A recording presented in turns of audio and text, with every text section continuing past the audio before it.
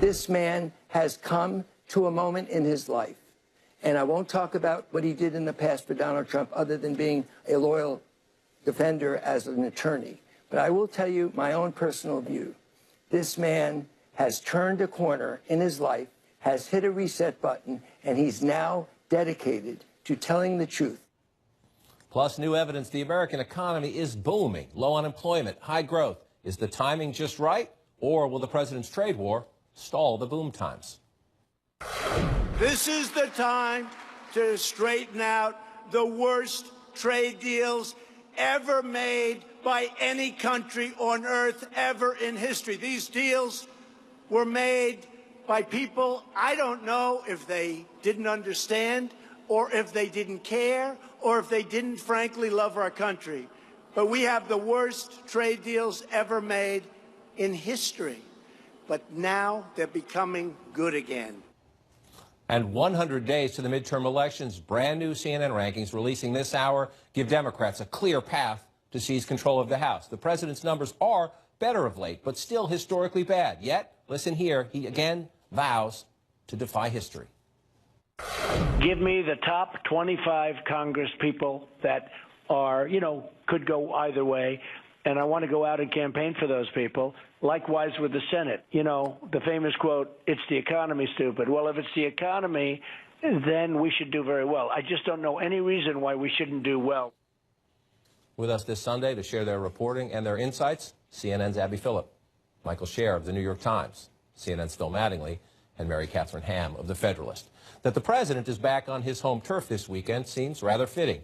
His Trump Golf Club in New Jersey is a jewel of the Trump organization he built with the help of his son, Don Jr., with the savvy math of his longtime financial guru, Alan Weisselberg, with the whatever it takes, make it go away problem-solving skills, if skills is the right word, of longtime lawyer and fixer Michael Cohen, a small, tight inner circle where loyalty to the boss is paramount.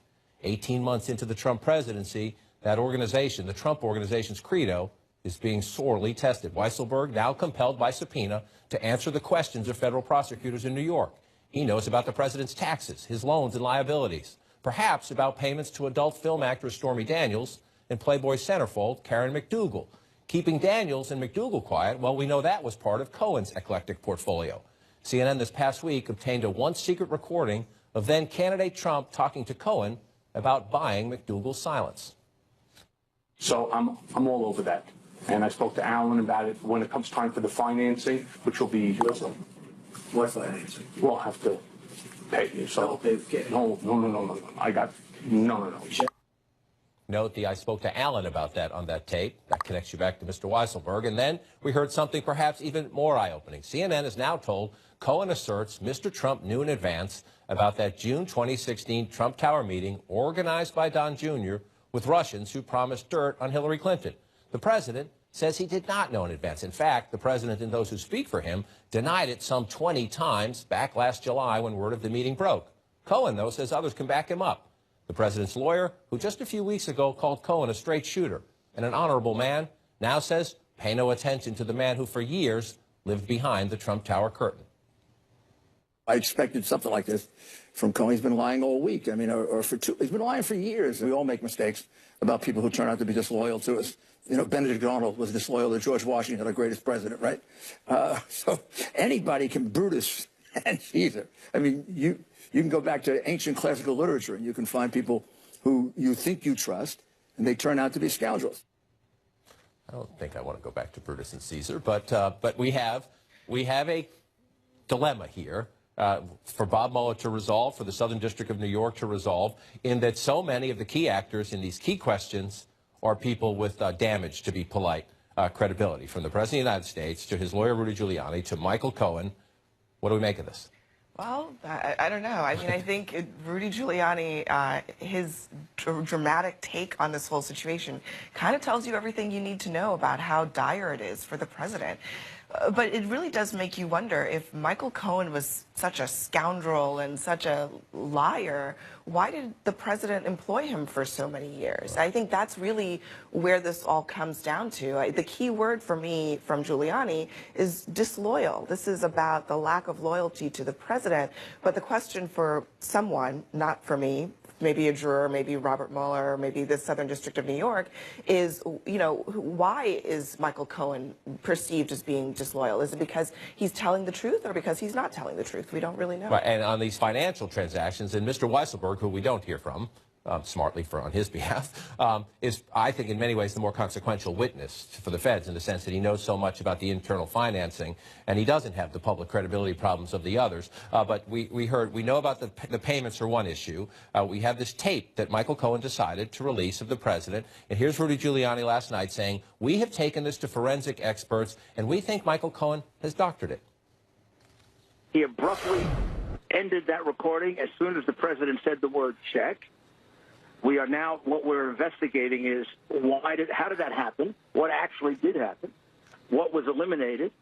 And then you've got to raise that question with every one of these tapes. How many of them did he play around with? We have determined the fact that he tampered with the tape in the sense that he abruptly, mid-conversation, turned it off.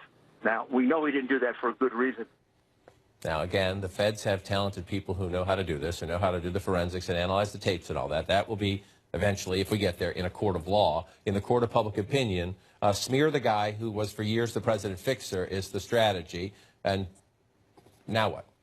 Well, look, I think one of the important things that has happened this week is that there has always been this question about what is the importance of the Southern District of New York case against Michael Cohen and the Trump Organization. How does that connect back to the Mueller investigation, and how does it connect back, if at all, to the president? And there were a lot of people who were saying it doesn't really. It's, the things that the New York investigators were looking at didn't have, anything sort of obvious to do with the president and the Russia probe. Here's where we get the answer to that question, which is that pressure makes things happen. And the pressure on Michael Cohen has made, has produced, its first small piece of evidence, this linking the meeting at Trump Tower. And I think that the question will be, as that pressure intensifies on Michael Cohen, on Weisselberg, on other people in that investigation, does it produce more